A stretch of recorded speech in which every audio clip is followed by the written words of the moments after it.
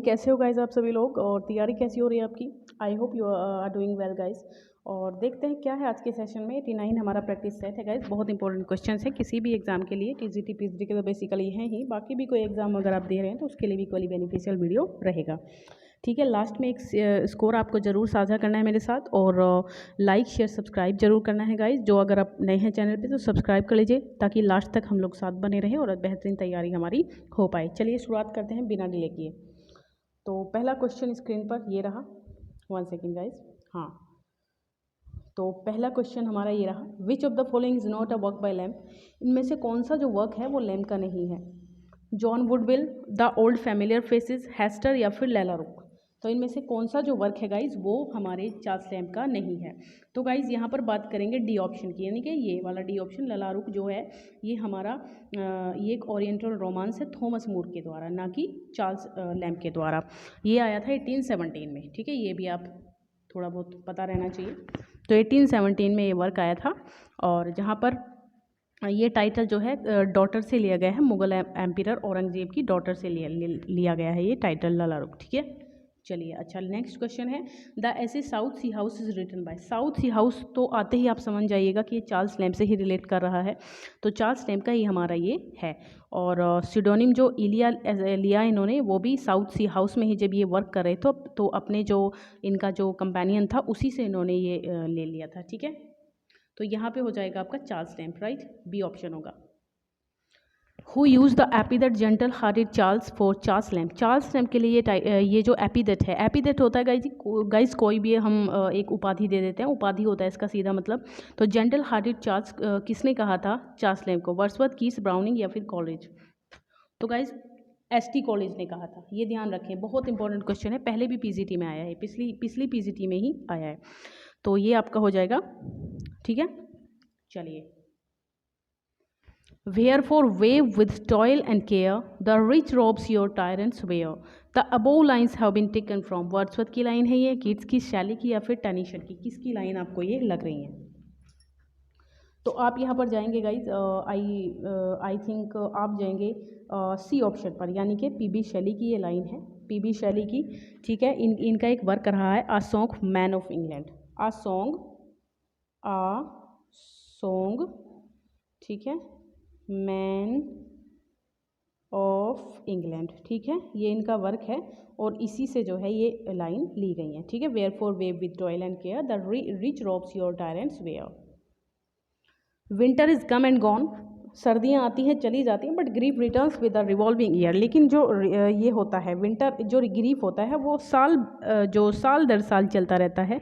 तो ये लाइन कहाँ से ली गई है, शैली की एडोनिस से है, कीट्स की इंडिम्योन से है, टेनिसंस की मेमोरियम या फिर अर्नोल्ड की डोवर बीच से आपको ये लाइन लग रही है। कहाँ से आपको ये लाइन लग रही है, तो ए ऑप्शन हो जाएगा गाइज, यानी कि पीबी शैली की जो एडोनिस है।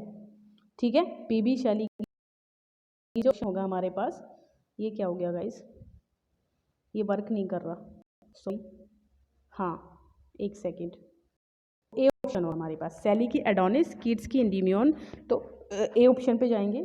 सैली की जो एडोनिस थी, एडोनिस आपको पता है जॉन कीट्स की डेथ पे लिखी थी इन्होंने, और आई थिंक 1821 में लिखी थी, क्योंकि 21 में ही डेथ हो गई थी कीट्स की। चलिए, the first image that Shelley visualise in the ode to the west wind. Ode to the west wind आपको पता है 1822 में आई थी, 1822 में इनकी ये पोएम आई थी। तो इसमें सबसे पहली जो इमेज है वो क्या विजुअलाइज की इन्होंने, एन एंचेंटर, अ फियर्स मिनट या फिर द ब्लू मेडिटेरियन या फिर कॉमरेड ऑफ हिज वांडरिंग्स। तो कौन सा यहाँ पर आप रन करेंगे आंसर, तो ए ऑप्शन होगा गाइज, एन एंचेंटर। ठीक है, ए ऑप्शन होगा एन एंचेंटर।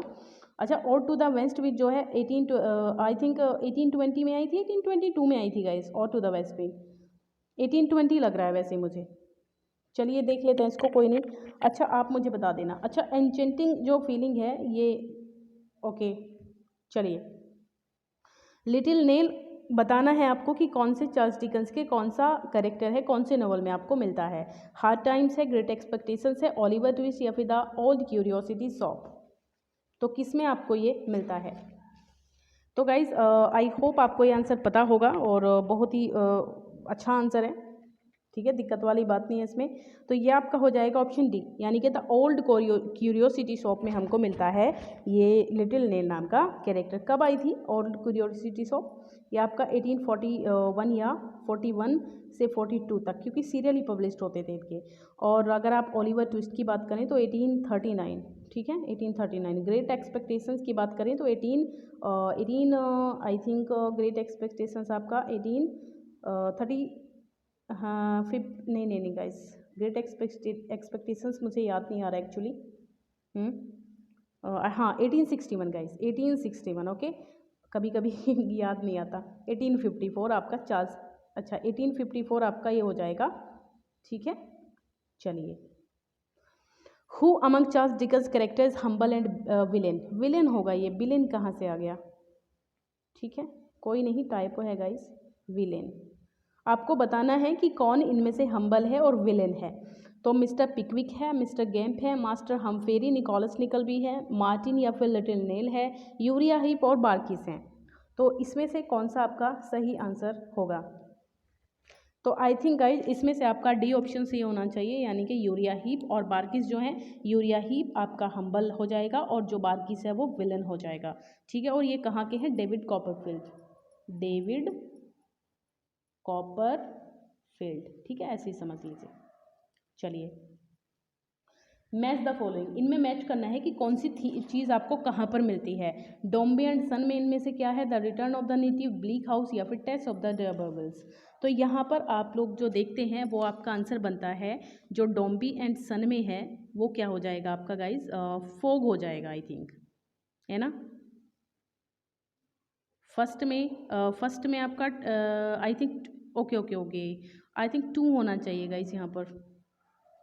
फर्स्ट में डोम्बी एंड सन में आपका ट्रेन होना चाहिए, इससे आप इसको मिला सकते हैं, एक सेकंड, हाँ इससे आप इसको मिला सकते हैं। The return of the native में आपका हो जाएगा आई थिंक थर्ड हो जाना चाहिए, यानी कि हेल्थ, ठीक है, हेल्थ हो जाना चाहिए। ब्लीक हाउस में आपका हो जाना चाहिए फर्स्ट ऑप्शन, यानी कि फॉग। और टेस्ट में हो जाना चाहिए आपका क्या? टेस्ट में आपका यही मिस्ड हो जाएगा, ठीक है। अच्छा, इनमें से इनकी ईयर क्या है? डोम्बी एंड सन की है 1848, 1848, ये ज़रूर आप याद रखें। और इसकी देखें अगर हार्डी की जो रिटर्न ऑफ द नेटिव है 1878 पे जाएंगे आप, 1878, ठीक है। और ब्लीक हाउस आपको पता है 18 आई थिंक 41। और ये जो हो जाएगा ब्लीक हाउस, नहीं 41 नहीं, सॉरी, ये आपका 1853 हो जाए, 52 या 53 हो जाएगा, ठीक है। अच्छा, और जो टेस्ट ये आपको पता है लास्ट वाला 1891 होगा, okay. The best poem of Matthew Arnold's are, Matthew Arnold's ने जो है सबसे बढ़िया परफॉर्मेंस इनकी किस टाइप की पोएट्री में रही है? लिरिक्स, ऑड्स, एलिजीज या फिर सोनेट्स? तो इन्होंने एलिजी बहुत बेहतरीन तरीके से लिखी है और इन्हीं को जो है बेस्ट परफॉर्मेंस इसमें जो है मानी गई है इनकी। चलिए, Matthew Arnold as a poet was most influenced by, किस चीज़ से बहुत ज़्यादा प्रभावित रहे? ठीक है, किस चीज़ से जो है वो बहुत ज़्यादा प्रभावित रहे? वर्ड्सवर्थ, शैली, कीट्स या फिर बायरन, किससे बहुत ज़्यादा इन्फ्लुएंस रहे? तो यहाँ ए ऑप्शन होगा, यानी कि वर्ड्सवर्थ से वो बहुत ज़्यादा इन्फ्लुएंस थे, यही हमारा आंसर हो जाएगा। This strange disease of modern life with its sick hurry and divided aim, Matthew Arnold speaks of this malaise in his poem. किस पोएम में ये लाइन बोलते हैं? This strange disease of modern life with its sick hurry and divided aim. The Scholar Gypsy, Doverbys, Tharsis या फिर Stanza from the Grand Chartreuse. तो ये आपका स्कॉलर जिप्सी हो जाना चाहिए आंसर, ठीक है, स्कॉलर जिप्सी होना चाहिए गाइज ये आंसर, ठीक है, मेरे हिसाब से तो यही होगा ना, हाँ यही होना चाहिए गाइज। चलिए, anxiety of influence, anxiety of influence the term has coined by, anxiety of influence नाम का जो टर्म है ये किसने कॉइन किया है? आपको ये बताना है गाइज। यस, किसने कॉइन किया है? लियोनार्ड ट्विलिंग है, हैरोल्ड ब्लूम है, किंट ब्रुक्स है या फिर डेरिडा है आपकी? कौन यहाँ पर होगा? तो आई थिंक इसका आंसर आपका हो जाएगा ऑप्शन बी, यानी कि हैरोल्ड ब्लूम, ठीक है। Harold Bloom anxiety on influence का जो नाम का जो टर्म था, इन्होंने ही इसको जो है यूज़ सबसे पहले किया। और कहाँ पर किया? A theory of poetry, the anxiety of influence, a theory of poetry, एक बुक थी ये हैरोल्ड ब्लूम के द्वारा, जो कि 1973 में पब्लिश हुई थी, 1973 में पब्लिश हुई थी। Paradox and tension are critical terms promoted by, किसने इन टर्म्स को प्रमोट किया, पैराडॉक्स और टेंशन को? तो ये आपका ए ऑप्शन होना चाहिए, टेट एंड ब्रुक्स। ठीक है, टेट एंड ब्रुक्स पे आप जाएंगे। चलिए, हमारा होना चाहिए क्या, एक सेकेंड गाइस, थोड़ा ये आगे पीछे होता रहता है। चलिए, according to Coleridge what it is dissolve, diffuses, dissipates और in order to recreate and to unify. तो यहाँ फैंसी होना चाहिए, सेकेंडरी इमेजिनेशन या फिर एपिफैनी या फिर सेंसिबिलिटी, कौन सा होना चाहिए इनमें से? तो यहाँ बी ऑप्शन होगा, यानी कि सेकेंडरी इमेजिनेशन आना चाहिए guys, secondary imagination, B option हमारा होना चाहिए।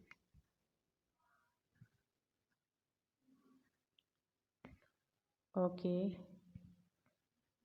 हाँ अब ठीक है। चलिए, हमने कौन सा लगा दिया गाइस, 1 सेकेंड प्लीज़। हाँ, इसमें आपका बी होना चाहिए गाइस।